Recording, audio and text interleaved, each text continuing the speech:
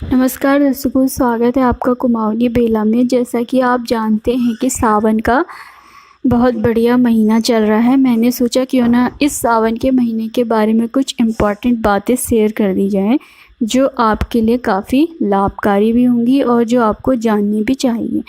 इस टाइम पे ऐसा होता है, भगवान शिव की आराधना करने का, शास्त्रों के अनुसार भगवान शिव की इस टाइम पे पूजा करने का हमें जो फल है बहुत जल्दी मिलता है। वैसे भी भगवान भोलेनाथ काफ़ी भोले कहे जाते हैं। अगर उनको सिर्फ जल ही चढ़ा दिया जाए या खाली पुष्प ही चढ़ा दिया जाए सच्चे मन से, तो भगवान भोलेनाथ प्रसन्न हो जाते हैं। इस महीने में शिव और पार्वती की पूजा करना, गणेश जी की पूजा करना, उनके पूरे परिवार की पूजा करना काफ़ी शुभ माना जाता है। कहा जाता है इस टाइम पे 4 महीने के लिए भगवान विष्णु शयन काल में चले जाते हैं और वो प्रकृति का संचालन भगवान शिव को सौंप देते हैं। तो इस टाइम पे जो प्रकृति है उसका संचालन भगवान शिव करते हैं और उनकी पूजा अर्चना करने से हमें किसी भी चीज़ का, जो भी हमारी मनोकामना है, इच्छा है, बहुत जल्दी पूरी हो जाती है। इसलिए हमें क्या करना चाहिए इस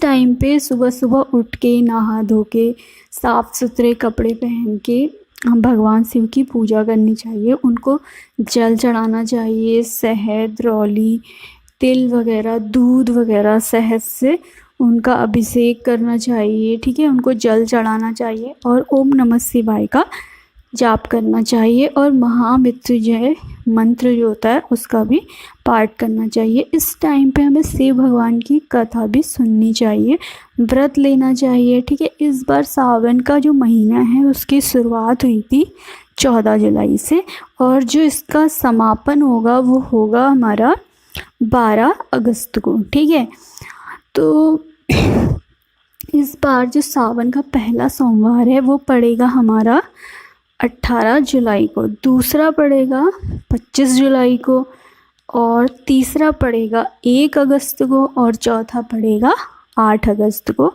तो इस बार हमारा 4 सोमवार का योग बन रहा है सावन के महीने में। ठीक है, इसलिए विधिवत हमें स्नान वगैरह करके भगवान शंकर को बिलपत्र चढ़ाने चाहिए, फूल चढ़ाने चाहिए। ठीक है, साफ़ सुथरे कपड़े पहन के, नहा धो के। वैसे भी इन दिनों मंदिरों में काफ़ी पूजा पाठ हो रही है। ठीक है, भगवान शंकर हमारी मनोकामना, सबकी मनोकामनाएं पूरी करें। हर किसी की अपनी अपनी इच्छाएं हैं, मनोकामनाएं हैं। ठीक है, आपकी जो जो इच्छाएं हैं भगवान शिव के सामने रखिए और भगवान शिव को सुबह सुबह नहा धो के, व्रत वगैरह लेके या कोई प्रसाद वगैरह, लड्डू वगैरह चढ़ा के भगवान शिव को प्रसन्न करने की कोशिश कीजिए।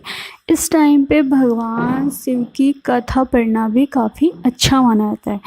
भगवान शिव के विषय में जो कथा है वो भी मैं आपको सुना देती हूँ। एक गांव में एक साहूकार रहता था। उसके पास किसी चीज़ की कमी नहीं थी, वो बहुत संपन्न था और गांव में भी उसका काफ़ी नाम था। लेकिन उसे सिर्फ एक दुख था कि उसको कोई संतान या पुत्र नहीं था। तो वो इसको प्राप्त करने के लिए रोज़ जाके भगवान शिव के मंदिर में दिया जलाता था। तो इस कारण एक दिन पार्वती ने भगवान शिव से कहा, ये आपको आपके मंदिर में आके रोज़ दिया जलाता है, तो आप इसकी इच्छा को पूरा कीजिए। इस पर भगवान शिव ने कहा कि इसकी इच्छा है कि इसके घर में कोई पुत्र हो जाए। ठीक है, लेकिन इसके भाग्य में पुत्र का सुख नहीं है। अगर वो हो भी गया तो वो सिर्फ 12 साल तक ही जीवित रहेगा। ठीक है, तो पार्वती ने कहा, जब ये इतने श्रद्धा के साथ आपकी पूजा कर रहा है तो आपको इसकी मनोकामना पूरी करनी चाहिए। तो भगवान शिव ने कहा, ठीक है, इसके घर में पुत्र हो जाएगा। तो कुछ टाइम बाद क्या हुआ, साहूकार की पत्नी गर्भवती हुई और उसके घर में एक प्यारा सा पुत्र हो गया। लेकिन उस साहूकार को उसकी कुंडली से ये पता चल गया कि ये पुत्र जो है काफ़ी अल्प आयु का है।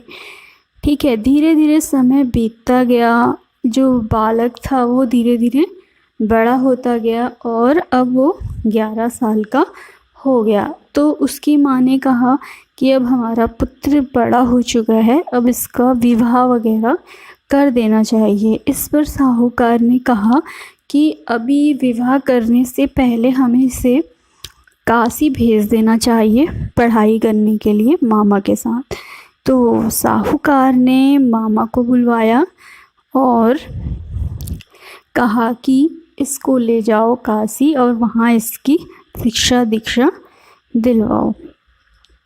तो और कहा कि बीच बीच में ब्राह्मणों के साथ पूजा पाठ करते हुए चलते जाना। तो फिर क्या हुआ, तो जब मामा और भांजे रास्ते में जा रहे थे काशी के लिए, तो वहाँ देखा कि एक राजकुमारी का विवाह हो रहा था। लेकिन जिस युवक के साथ उसका विवाह होना था वो एक आँख से काना था। तो जो युवक का बाप था, पिता था, उसे ये सूझा अगर मैं राजकुमारी के आगे अपने बेटे को ले जाऊं तो उसका विवाह नहीं हो पाएगा। तो उसने जैसे ही उस मामा और भांजे को देखा, साहूकार के बेटे को देखा कि ये काफ़ी खूबसूरत युवक है और एकदम राजकुमार की तरह दिख रहा है, तो क्यों न इसी के साथ राजकुमारी का विवाह करवा दिया जाए और बदले में इसको खूब धन देके हम विदा कर देंगे। तो उसने मामा और भांजे से सारी बातें कही। तो मामा भांजे राजी हो गए। तो जो युवक था उसने क्या किया, राजकुमारी से विवाह कर लिया। लेकिन उसने राजकुमारी को सारी बातें बता दी। उसने कहा तुम्हारा विवाह तो मेरे साथ हुआ है, लेकिन जिसके साथ तुम्हें विवाह भेजा जाएगा वो एक आँख से काड़ा है और इस विवाह के बदले में हमने कुछ धन लिया है। तो फिर वो ये सब बातें बताकर अब काशी अपनी पढ़ाई शुरू करने के लिए चला गया मामा के साथ। लेकिन राजकुमारी ने, जो काड़ा युवक था, राजकुमार था, उसके साथ जाने से मना कर दिया, क्योंकि उसने अपने पिता से कहा उसकी शादी जिसके साथ हुई थी वह एक साहूकार का बेटा था जो इस टाइम पे काशी गया हुआ है पढ़ाई के लिए, और इसके साथ उसके फेरे नहीं हुए हैं। तो वो शिव जी की भी बहुत बड़ी भक्त थी और वो पूजा पाठ में लग गई। ठीक है।